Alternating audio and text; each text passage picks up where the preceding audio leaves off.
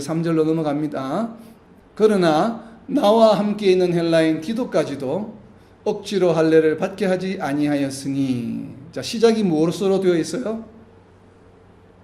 그러나 접속사가 나오면 항상 무엇이라고요? 앞과 뒤가 반대. 반대되는 얘기죠.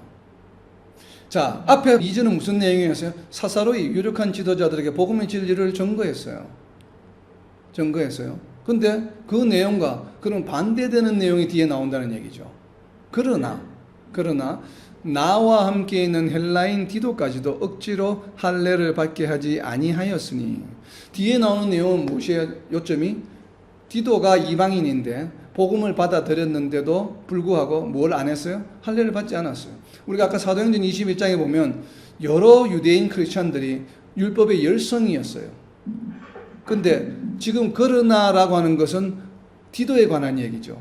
그러면 그러나 앞에 있는 얘기는 무슨 내용이겠어요? 그러나니까 디도와 반대되는 상황의 내용들이 백그라운드로 깔려 있다는 얘기죠. 그래서 결국은 무슨 얘기냐면 이것을 유추한다면, 그래서 사사로이 유력한 자들 만나서 한 이야기는 그들이 디도와 반대되는 어떤 생각이나 그러한 풍조를 조금 동의하는 성향이 있었던 것으로 이해가 됩니다. 왜냐하면 안 그러면 그러나로 쓸 이유가 없죠. 그래서 나는 이렇게가 되어야 되겠죠. 같은 내용이면. 그러나 나와 함께 있는 헬라인 디도까지도 억지로 할례를 받게 하지 아니했다. 할례를 받게 안 한 내용이잖아요. 그럼 앞에 있는 뭐예요? 할례를 받아도 그럴 수도 있겠다라는 내용이 있었다는 얘기예요. 사실은 그 사사로이 한 내용 중에 이야기가. 그런 내용들이 있었기 때문에 바울 사도는 무엇이 필요했어요? 자신이 이방인에게 전한 복음을 확실하게 이야기할 필요가 있었던 것이에요. 그렇게 해서는 안 된다. 관습까지도 버려라 다. 그리고 봐라, 내가 그래서 너희에게 보여주려고 모델로 샘플로 내가 디도를 데리고 온 것이거든요. 그래서 1절에 디도를 데리고 온 것이에요. 이 목적 때문에 디도를 데리고 온 것입니다. 봐, 이방인이지만 내가 할례를 받게 안 했어. 그러니까 내가 한 말이 맞지. 나는 할례에 동의하지 않아. 관습에 동의하지 않아. 그 증거가 여기 있지 않느냐. 지금 우리 안디옥 교회 굉장히 중요한 인물인데도 할례를 받으라고 내가 하지 않았어. 이렇게 지금 이야기를 하는 것입니다.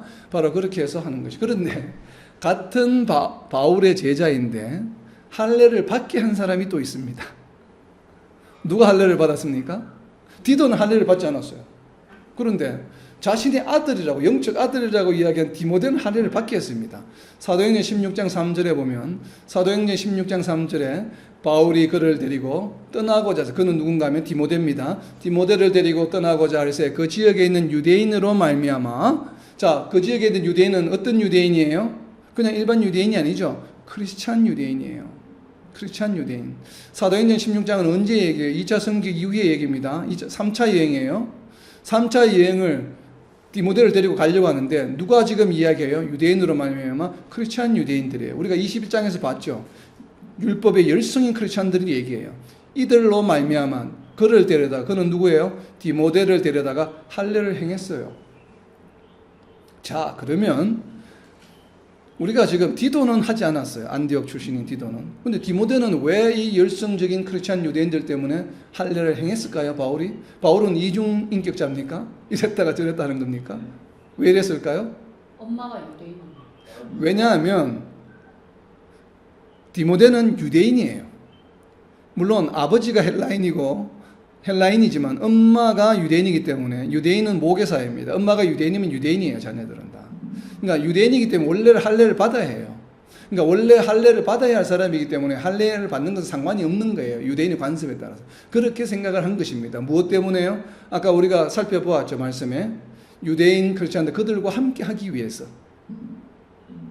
그러니까 상관이 없는 것이에요. 그러니까 바울 사도는 어떠한 이런 이론주의자, 철저한 그런 것이 아니에요. 필요하면 거기에 따라서 상황에 맞게끔 또 그렇게 해도 양보도 하는 것입니다. 왜냐하면 그것이 구원과 상관이 없기 때문에. 할례를 받는다고 해서 구원하고 구원을 받고 할례를 안 받는다고 해서 구원 안 받고 이런 것이 아니거든요. 할례 자체가 구원과 상관이 없기 때문에 할례 받아도 상관이 없어요. 왜? 무엇 때문에? 그거는 유대인의 관습에 따라서. 우리가 한국인의 관습에 따라서 젊은 사람이 교회 안에서 나이 든 사람 장자를 바라볼 때 먼저 인사해야 된다고 주장한다고 해서 그게 구원과 상관이 있습니까? 상관이 없잖아요. 그것을 따른다고 해서 우리가 구원과 상관이 없잖아요. 그래서 어른들을 만날 때 먼저 인사하는 건 상관이 없죠. 내가 우상에게 절하지 말라고 해서 어른들에게 절하면 안 돼. 이렇게 이야기하면 어떻게 되겠습니까? 그거는 맞는 말이 아니잖아요, 전혀. 이제 그런 것의 관점으로 바라보아야 됩니다. 디모데가 할례를 행한 것은 구원과 상관이 없어요.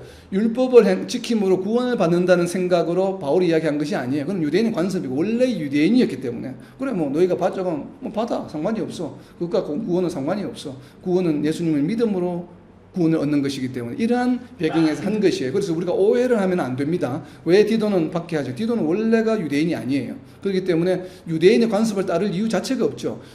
디도가 만약에 할례를 받게 된다는 것은 유대인의 율법을 지킴으로 하나님의 백성이 될 수 있다고 주장하는 것과 같은 것이에요. 그러나 디모데의 경우는 달라요. 원래 유대인인데 할례를 받았었어야 되는데 안 받은 것이에요. 유대인으로서. 원래 태어날 때부터 이제 그런 관점에서 우리가 좀 차이를 이해할 필요가 있습니다. 자, 이제 4절로 넘어갑니다. 자, 4절. 이는 가만히 들어온 거짓 형제들 때문이라. 가만히 들어온 거짓 형제들 때문이라. 그들이 가만히 들어온 것은 그리스도 예수 안에서 우리가 가진 자유를 엿보고 우리를 종으로 삼고자 함이로되. 이것은 율법을 강조하는 자들이에요. 자, 율법을 강조하는 크리스찬, 유대인 크리스찬들을 바울 사도는 누구라 부릅니까? 거짓 형제라고 불러요. 율법을 강조하는 자들. 이게 지금 어디에 있는 자들이에요? 교회 안에 있는 자들입니까? 교회 밖에 있는 자들입니까? 교회 안에. 오늘날은 어떨 것 같아요, 여러분? 오늘날 교회 안에는 거짓 형제들이 하나도 없을 것 같습니까? 있을 것 같습니까? 있을 가능성이 있어요, 불행하게도. 우리는 정말 이것을 염려해야 됩니다. 우리 자신이 그런 사람이 되지 않도록, 우리가 우리 자신도 모르게 율법주의자가 되지 않도록, 우리 자신도 모르게 구원과 상관이 없는 것을 구원에 연결해서 교회에 맹목적으로 복종하게 하지 않도록, 또 교회 안에서 다툼이 일어나지 않도록 하는 것이 굉장히 중요합니다. 우리가 교회 안에서 다툼이 있고 여러 가지로 어떻게 보면 예수 그리스도의 복음의 진리보다는 교회 조직 논리가 먼저 앞서가는 이러한 것이 성행해서는 안 됩니다. 교회는 절대로. 교회는 누가 머리세요? 오직 예수님만 있어야 돼요. 조직 논리가 적용이 되면 안 됩니다. 세상적인 경영 논리가 적용이 되면 안 됩니다. 회사는 경영학으로 운영을 하지만 교회는 경영학으로 운영하는 것이 아니에요. 무엇으로 운영이 됩니까? 교회는 하나님의 말씀으로. 우리가 그 부분을 조금 이따 볼 거예요. 어떻게 역사하시는가? 바로 그 역사, 그래서 굉장히 중요한 것입니다. 그래서 우리가 가진 자유를 엿보고 우리를 종으로 삼고자 함이로다. 교회 안에 있는 지금 들어온 자들을 보고 무엇이라고 표현하냐면 우리 참된 크리스찬들을 종으로 삼고자 잘못 인도하는 자들이라고 지금 바울 사도는 선포하고 있습니다. 이런 자들은 어떻게 된다고 예수님이 뭐라고 말씀하셔서 이런 자들을 연자 맷돌을 메고 바다에 빠지는 것이 낫다라고 했죠. 왜요? 성도들을 실족하게 하는 자들은. 바울 사도도 같은 시각으로 바라보는 겁니다. 지금 예수님과 같이. 자, 5절입니다. 그들에게 우리가 한시도 복종하지 아니하였으니 이는 복음의 진리가 항상 너희 가운데 있게 하려 합니다. 그러니까 그런 사람들 말에 귀를 기울이지 않아요. 그렇기 때문에 디도에게 할례를 행하지 않았어요. 이제 그 얘기를 하는 것입니다. 왜 디도가 지금까지도 할례를 받고 있지 않나? 우리는 그런 것에 귀를 기울이지 않아. 안 들어, 그런 말은. 그들이 아무리 크리스찬이라고 해도 그렇게 율법을 주장한 열성적으로 주장한다라면 그 말은 거짓 형제들이야. 본인은 지금 그렇게 이야기하는 것입니다. 복음의 진리가 깨어지지 않고 계속 유지되게 하기 위해서 항상 너희 가운데 있게 하려 함이라. 자, 6절에 이어집니다. 유력하다는 이들 중에 본래 어떤 이들이든지 내게 상관이 없으며 하나님은 사람을 외모로 취하지 아니하시기 때문에 상관이 없다는 것이에요. 저 유력한 이들은 내게 의무를 더하여 준 것이 없고, 자, 사사로이 미팅을 했는데 모임을 가졌는데 그들이 나에게 요구한 것이 없다는 것이에요. 그렇다면 이 얘기가 바로 무슨 얘기예요? 내가 지금 그들에게 무엇을 했습니까? 복음을, 이방인들에게 전한 복음을 제시했죠. 그 복음의 내용이 무엇이었어요? 모세를 배반해라, 할례를 받지 말아라, 관습을 지키지 말아라고 내가 분명히 이야기했는데도 거기에 대해서 뭐예요? 내게 의무를 다해 준 것이 아무것도 없어요. 그거는 말은 하지 마. 세 개 중에 할례는 괜찮은데 관습 지키는 것에 대해서는 그냥 네가 하지 말고 관습 지키는 말은 좀 빼, 앞으로 이야기할 때. 이렇게 하지 않았다는 것이에요. 그렇다는 얘기는 간접적으로 지금 무엇을 이야기합니까? 그들이 본인이 전한 복음의 진리의 내용에 대해서 다 어떻게 했다고요? 동의했다는 얘기예요. 그러니까 내게 의무를 더한 것이 없어, 아무것도. 그리고 이어집니다. 7절에. 7절에 보면 도리어 그들은 내가 무할례자에게 복음 전함을 맡은 것이 베드로가 할례자에게 맡음과 같은 것을 보았고, 자, 보았다는 것은 무엇이에요? 이제 보고 인정했다는 얘기죠. 그리고 보았다는 것은 결국은 인정했다는 얘기예요. 그런데 자, 표현을 잘 보세요. 우리가 7절에서 유념해야 될 표현을 유대인들과 이방인이라고 나누지 않았어요. 무엇이라고 나눴습니까? 사람들을 할례자와 무할례자. 자, 이 얘기는 무슨 얘기예요? 결국은 사사로이 만나서 한 이야기의 키 주제가 무엇이었다고요? 할례라는 것이죠, 할례. 그래서 디도를 모델로 데리고 갔고, 그 이전의 내용은 그들은 조금 할례에 대해서 좀 온순한, 호의적인 내용을 마음을 가지고 있었고, 그러나 바울은 내가 디도를 할례하지 않은 것을 봐. 단호했고, 단호한 사람과 단호하지 않은 그런 분위기가 좀 있었던 것이에요. 그래서 무할례자에게 나를 보낸 것이에요. 나는 할례에 대해서 굉장히 엄격하기 때문에 할례는 받아서는 안 돼. 그리고 모세를 배반해. 그리고 유대인의 관습을 지키지 마. 그러니까 누구에게 적합해요? 이 복음을 전하는 것이 이방인들에게 적합하죠. 만약에 유대인들에게 가서 계속 모세를 배반해. 할례 받지 마. 유대인의 관습을 지키지 마. 그럼 복음이 전거가 되겠습니까? 안 되겠습니까? 예수님이 메시아라는 것도 잘 받아들이기도 지금 주저주저 하는데 이 관습까지 하지 말라 그러면 아예 복음이 전거가 안 되겠죠. 그래서 지금 바울 사도는 무할례자에게 적합한 복음의 메시지 내용을 강하게 지금 전가한 것이에요, 사실은. 왜냐하면 무할례자들에게 전혀 개의치 않을 내용들이니까. 원래부터 모세를 추앙하지 않았기 때문에, 원래부터 유대인의 관습을 따르지 않았기 때문에 바울이 전하는 복음의 진리가 어떤 방해물이 장애가 될 수가 없죠. 그렇기 때문에 그 얘기를 어떻게 보면 다시 한번 강조하는 것인지도 몰라요. 물론 바울 사도가 예루살렘을 처음 방문했을 때 성전에서 기도할 때 무엇을 받았습니까? 사도행전에 보면 예수님으로부터 계시의 말씀을 받았죠. 너희는 이방인에게 떠나라고 하는 바로 그런 것이에요. 자, 이제 또 중요한 것은 8절에 있습니다. 베드로에게 역사하사 그를 할례자의 사도로 삼으시니가 또한 내게 역사하사 나를 이방인의 사도로 삼으셨느니라. 어떻게 보면 7절과 동일한 말씀처럼 느껴지죠. 중복되는 내용이죠, 사실은. 그런데 여기에 무엇이 추가되었습니까? 단어가 역사와 사도가 맡기셨다는 것이 사도지요. 근데 역사는 그럼 어떤 의미일까요? 왜 바울 사도는 베드로에게 역사하사, 누가 역사하셨습니까? 하나님이죠. 이 역사는 어떤 역사예요? 왜 역사란 표현을 쓰고 있을까요? 역사는 어떤 것을 말해요? 하나님은 어떻게 역사하십니까? 그럼 질문을 바꾸면 하나님은 어떻게 역사하셔요? 우리의 삶 가운데 하나님께 역사한다고 우리는 기도를 많이 하잖아요. 그리고 또 우리가 말씀을 나눌 때도 하나님께서 내게 역사하셨어, 이런 이야기를 하잖아요. 우리가 간증을 할 때도, 그리고 언어를 나눌 때도 그렇게 이야기하죠. 그렇다면 하나님이 어떻게 역사하시는 것을 안다는 얘기죠. 그렇게 말씀하시는 분들은. 어떻게 역사하셔요, 하나님은? 네? 우리가 이 역사한다고 하는 개념을 좀 정확하게 이해할 필요가 있습니다. 많은 성도들이 하나님의 역사를 오해하는 경우가 있습니다. 많은 분들이 어떻게 하나님의 역사를 이해하고 있냐 하면 상당수의 성도들이 마치 여러분들이 이 무슨 조정기를 통해서 드론을 조정하는 것으로 생각하고 있는 분들이 많습니다. 하나님이 그냥 섭리에 따라 계획해 놓은 대로 사람을 너는 이렇게 너는 이렇게 저렇게 그냥 이렇게 막 사람들이 하게끔 모든 것을 다 했다라고 생각하는 경우가 있습니다. 그래서 우리에게 무언가 일이 일어났을 때 이렇게 쉽게 우리는 이야기합니다. 하나님이 하신 일이겠지. 하나님이 이렇게 하셨어. 정말 하나님이 그렇게 하셨습니까? 모든 일은 다 하나님이 그렇게 하셔요? 라고 질문하면 성도들 상당 부분 그렇다라고 생각을 하는 경향들이 많습니다. 정말 그렇습니까? 그러면 우리의 삶은 우리 집사님들이나 우리 장로님 권사님들 또 우리 교회 지도자들이 일평생을 살아가면서 사탄의 유혹이나 사탄의 공격을 단 한 번도 받지 않고 살아갈 수 있을까요? 아니요. 아니잖아요. 우리 자신도 경험하잖아요. 내가 사탄의 유혹에 빠져서 죄를 범하는 경우가 있잖아요. 저 자신도 그렇고 그럴 때가 있죠. 시험에 빠질 때가 있습니다. 그러면 그것도 하나님이 역사하신 것이에요? 아니잖아요. 그건 사탄이 한 일이지 않습니까? 근데 우리는 우리 주변에 일어나는 어떤 일들을 바라볼 때 좋은 일, 나쁜 일들 다 하나님이 하셨어. 하나님이 하신 것이지 뭐. 그리고 체념하는 성향들이 있습니다. 상당히 많은 성도들이 우리는 정말 이것을 유념해야 됩니다. 그것을 물론 하나님이 하실 수도 있습니다. 우리가 하나님이 하시지 않았다고 그 누구도 이야기할 수는 없습니다. 장담을. 그러나 그것도 하나님의 역사다라고 이해하는 것에는 조금 문제가 있습니다. 우리가 하나님의 역사를 바로 이해를 해야 됩니다. 하나님은 어떻게 역사하셔요? 하나님이 세상을 어떻게 창조하셨어요? 그것을 가장 먼저 창세기 1장에서 보여주셨어요. 어떻게 하시는지를. 어떻게 하셔요?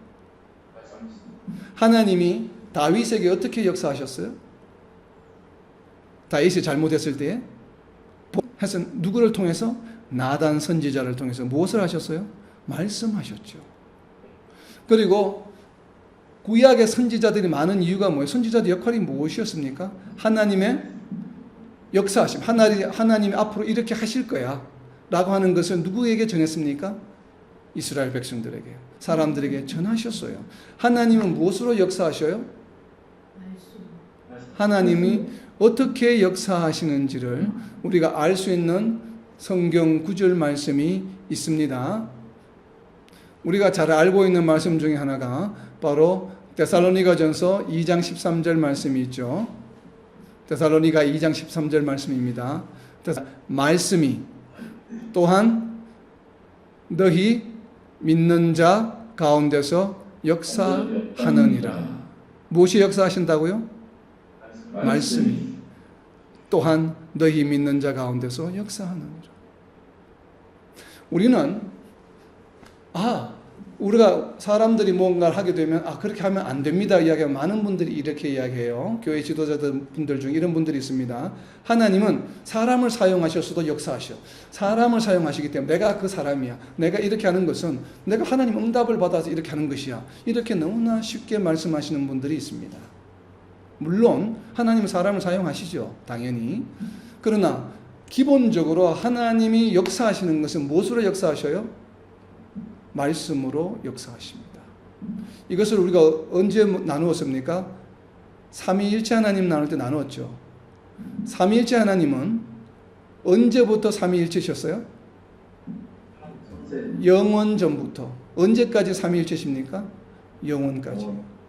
삼위께서 성부와 성자와 성령이 한시라도 따로 존재하실 수 있었습니까? 따로 존재하십니까? 존재하지 않아요. 하나님은 항상 함께 존재해요. 삼위일체의 개념은 무엇인가 하면 성령과 성자와 성령이 영원 전부터 영원까지 항상 함께 하셔요. 그러면 하나님이 역사하신다고 하는 것은 어떤 역사예요? 삼위일체 하나님의 역사예요. 우리가 이것을 떼어놓고 성부 하나님만 역사하셔 어느 한순간에 이렇게 이해해서는 안 되는 것이에요. 그렇다면 삼위일체 하나님을 부정하는 것이 되는 것입니다. 우리가 잘못하게 되면은. 그럴 때 우리가 유념해야 되는 것이에요. 하나님의 역사는 어떤 역사라고요? 하나님이 역사하신다는 성경 구절을 나오면 그건 어떤 역사예요? 삼위일체 하나님의 역사예요. 삼위일체 하나님이 왜 삼위일체 하나님의 역사입니까? 하나님의 뜻, 의지가 있으시고 그리고 그 의지가 무엇으로 드러나요? 사람들에게? 말씀으로. 예수님이신 성자이신 말씀으로 드러나고 그 말씀이 우리에게 전달되는 것은 누구를 통해서? 성령님을 통해서. 성령님의 교통교제하심으로 성부의 뜻이 말씀으로 우리에게 전달되어서 그것이 말씀이 누구에게요? 믿는 자 가운데서 역사하는 것이에요. 이것이 하나님의 역사의 기본 메커니즘입니다. 그렇기 때문에 하나님의 역사는 무엇이에요? 삼위일체의 역사예요. 그러면 해가 뜨고 지는 것은 그것도 말씀으로 하시나? 창세기 1장에 말씀하셨죠. 그렇게 되도록. 그렇죠. 모든 것이 하나님의 말씀으로 되는 것이에요. 모든 자연이 일치고 바람이 불고 자연재해가 일어나는 것도 일부는 하나님의 섭리 가운데 있을 수 있죠. 그런 것은 하나님의 능력으로 되지만 그러나 기본적으로 우리가 성도들에게 나타난 하나님의 역사는 하나님의 말씀을 통해서 일어난다라고 우리는 이해하는 것이 타당합니다. 그래서 우리가 그렇다면 이 말씀은 어떤 말씀이에요? 분명히 저 사람을 통해서 하나님이 역사하셨는데 분명히 나를 통해서 역사했는데 물론 맞죠.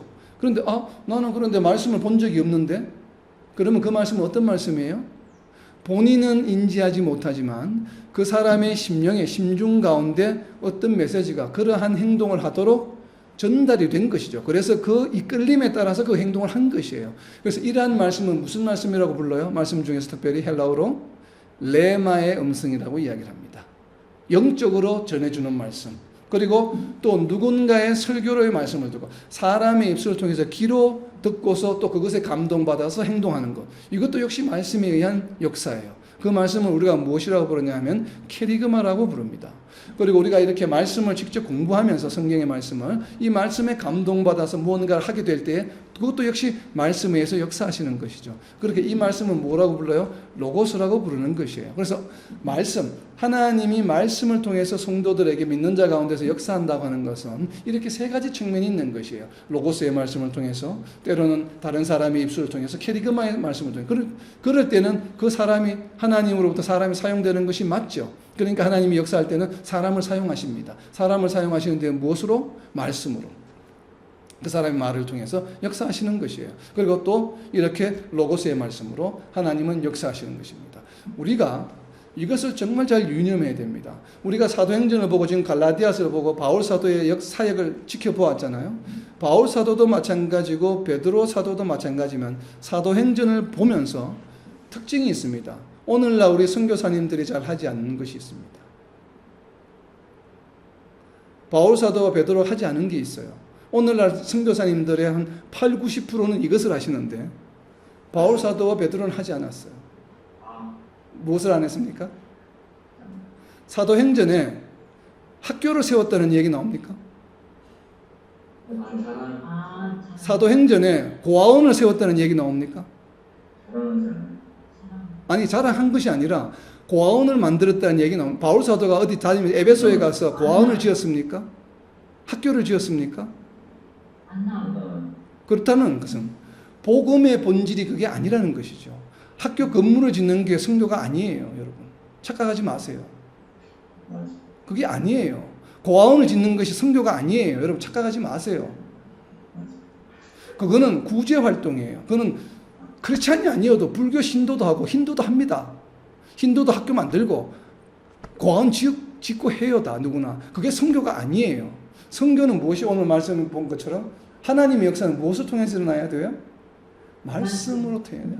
학교를 짓는 것이 성교가 아니고 무엇이 돼야 돼요? 학교를 통해서 학생들에게 말씀이 선포될 때 그것이 성교인 것이고, 고아원을 지어서 고아들을 모아서 돌보면서 그들에게 무엇을 전해야 돼요? 말씀을 선포할 때 그것이 성교가 되는 것이에요. 여기에 말씀을 전하는 것이 빠진다고 한다면 그냥 학교를 짓는 것이, 그냥 교회를 짓고 구제 활동하고 봉사하는 것이지 성교가 아니라고 하는 것을 우리는 명심해야 합니다.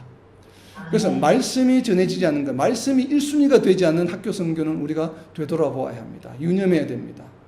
우리가 정말 목숨을 걸고 선교를 한다고 한다면 건물을, 교실을 늘리는 것이 첫 번째가 아니라 어떻게 하면 말씀을 전하는 시간을 늘릴까?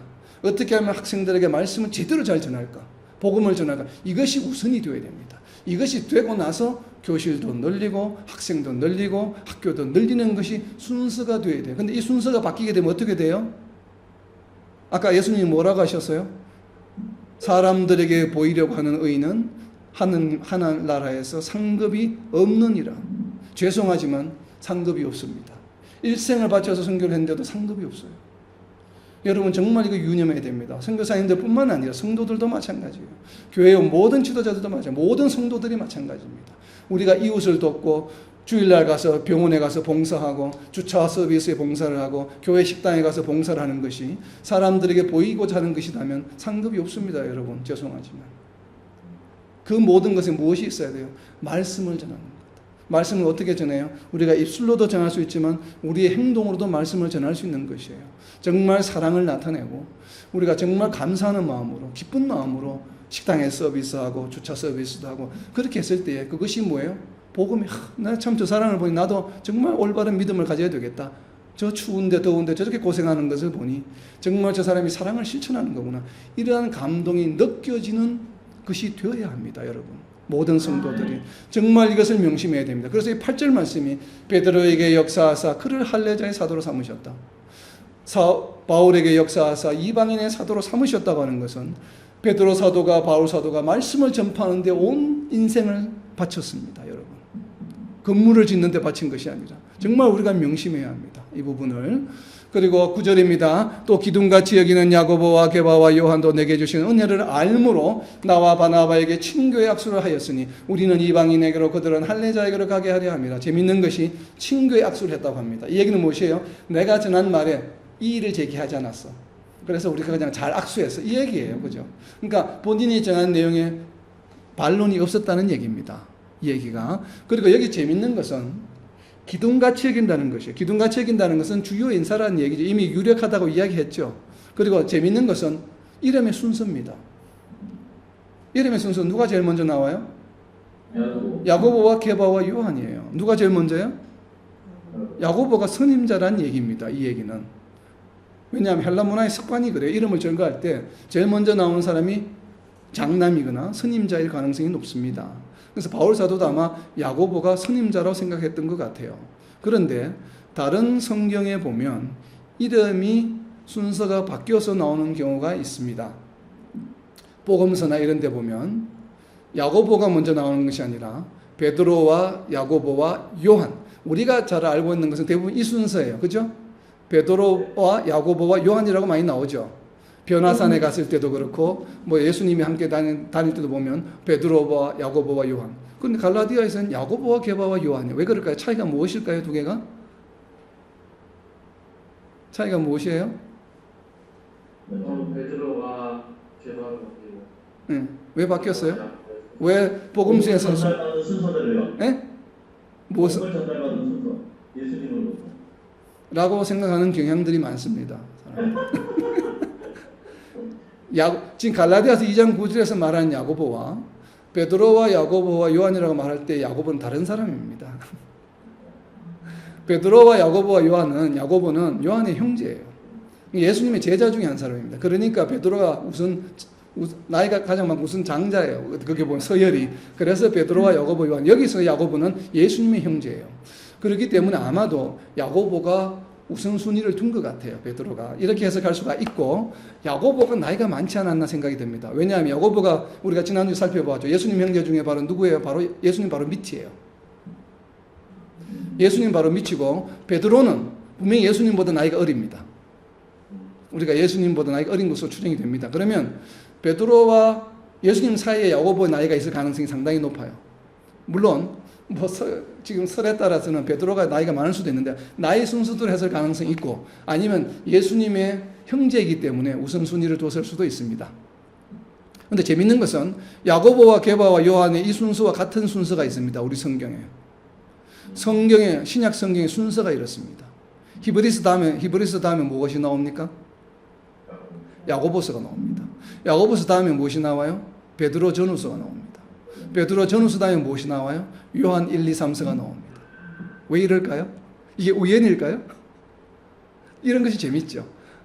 그런데 우리가 신약 성경의 순서는 분량의 순서로 우리는 이야기를 합니다. 분량이 많은 것을 앞에 했다. 그러니까 종류별로. 복음서 중에서 가장 네 복음서 종류가 분량이 많은 것이 마태복음. 서신서 중에 바울 서신서 분량이 가장 많은 것이 로마서. 공동 서신서 중에 분량이 가장 많은 것이 이 야고보서라고 생각을 했기 때문에 야고보서가 먼저 나와 또 해석하기도 합니다. 그런데 야고보서는 5장이고 108절이고 베드로 전서는 5장이면서 105절이지만 베드로 후서도 있잖아요. 그러니까 베드로 후서 3장까지 합치면 베드로서가 훨씬 분량이 많습니다. 야고보서보다. 그런데 그것도 이제 굳이 우리가 억지로 해석하자면 그냥 각 권별로 전서와 후서를 딴 책으로 본다면 베드로 전서보다는 야고보서가 분량이 3절 더 많습니다. 그렇기 때문에 물론 맞긴 한데 아마도 예수님의 형제여서 가장 먼저 나왔을 가능성이 저는 높다고 생각합니다. 좀 그렇게 보고 그리고 이제 마지막으로 게바가 왜 게바라고 썼을까요? 빠르게 좀 설명하겠습니다. 그리고 다른 성경에서는 베드로를 베드로라고 부릅니다. 그냥 모두가 다. 베드로의 이름을 168번을 베드로라고 부릅니다. 다른 서신서들에서는. 그런데 유독히 바울 서신서에서만 11번을 불러요. 베드로를. 11번이라고 부르는데 9번을 게바라고 부릅니다. 바울이. 그리고 두 번만 이 뭐라고 부르냐면 베드로라고 갈라디아서에서 불러요. 우리 갈라디아서 읽다 보면 베드로라는 얘기 나오죠. 그러니까 바울 서신서에서 11번을 베드로를 부르는데 두 번만 베드로라고 부르고 9번을 게바라고 부르는데 고린도서에서 4번, 갈라디아에서 5번을 게바라고 부르고 고린도에서 2번만 베드로라고 불러요. 그럼 왜 바울 바울 사도는 바울 서신서에서 개바라고만 불렀을까? 다른 서신서들은 개바라고 단 한 번도 부르잖아요. 전부 168번 전부 베드로라고 부릅니다. 물론 요한복음에서 한 번만 개바라고 불러요. 그러니까 예수님께서 붙여주는 이름이 개바예요. 처음 제자로 부를 때에, 어부에서 제자로 부를 때 네 이름이 시몬이니까 내가 앞으로 개바라고 부르겠다 하는 이 구절에서만 요한복음에서 단 한 번만 나옵니다. 요한복음 1장 42절에서.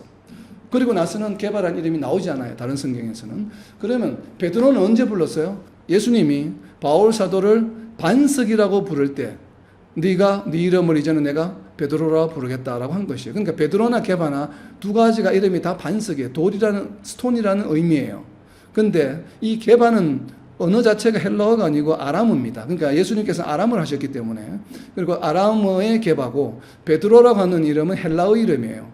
근데 왜 굳이 예수님께서 또 마태복음 16장 18절에서는 내가 이 반석 위에 내 교회를 세우리 할 때 베드로라고 했을까? 그런데 이것은 우리가 이런 설이 있습니다. 신약 성경이 헬라어로 기록이 되기 때문에 기자들이 헬라어 표기를 했을 가능성이 많다.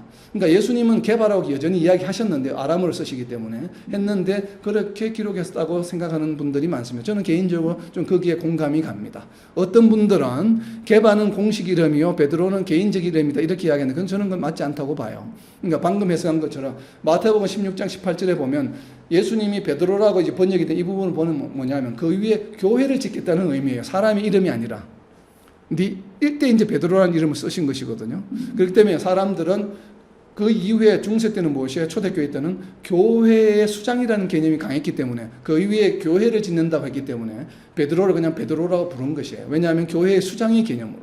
그러나 원래 사람의 이름으로서는 개바가 맞죠. 왜냐하면 예수님께서 시몬을 개바라고 부르라고 이야기하셨기 때문에. 그래서 바울 사도는 그런 의미에서 아마 개바라고 부른 것 같아요. 이것은 그냥 상식적으로 좀 참고로 둡니다. 그리고 10절 마지막입니다. 다만 우리에게 가난한 자들을 기억하도록 부탁하였으니 이것은 나도 본래부터 힘써 행하여 왔노라. 시작이 무엇으로 됩니까? 다만이에요. 다만. 그러니까 실제로 미팅의 주제였던 할례에 대해서는 이야기가 전혀 없었고 다만 단지 한 말이 있긴 있어. 나한테 의무사항도 나에게 지운 게 없지만 다만 의무사항은 아니지만 부탁한 것이 딱 하나 있다는 얘기. 그것이 무엇이에요? 가난한 자들을 기억해달라. 이 가난한 자는 누구예요? 유대에 있는 가난한 자들을 말해요. 가난한 크리스찬들을 말합니다. 유대에 있는 가난한 자들을 기억하도록 부탁하였으니 이것은 뭐예요? 나도 본래부터 힘써 행하여 왔노라 하는 것이에요. 정말 오늘 우리가 나누어 본 것처럼 정말 이런 복음의 진리는 어떤 것으로도 우리가 익숙하지 할 수 없는 것이에요. 그리고 이 복음의 진리를 위해서 어떻게 하셨다고 하나님께서 베드로와 바울에게 역사하셨어요. 정말 역사하셨다고 하는 이 삼위일체 하나님의 역사. 하나님의 역사는 성도들에게 어떻게 역사하신다고요? 말씀을 통해서. 레마의 음성과 캐리그마의 음성과 이 로고스의 음성으로 말씀으로 우리에게 역사하신다고 하면서 우리는 정말 잊어서는 안 됩니다. 그래서 정말 하나님의 말씀에 귀를 기울임으로 하나님의 역사가 우리의 삶을 통해서 드러나는 저와 여러분 그리고 이 땅의 모든 하나님의 백성들이 되시기를 예수님의 이름으로 선포합니다. 아멘.